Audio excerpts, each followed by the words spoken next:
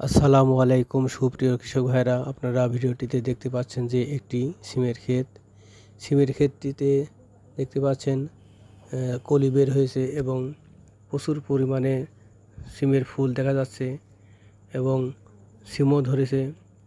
আপনারা ভিডিওটি দেখতে পাচ্ছেন যে শুধু সিম, ফুল আর ফলের পরিপূর্ণ একটি সিমের ক্ষেত। সিম একটি শীতের সবজি। এটি একটি হাইব্রিড জাতের সিমের ক্ষেত। হাইব্রিড জাতের সিম আবাদ করলে আপনারা প্রচুর লাভবান হবেন। আপনারা ভিডিওতে দেখতে পাচ্ছেন যে এইসব সিম ক্ষেত থেকে এখন শীতের সবজি হিসাবে সিম সংগ্রহ করা হবে।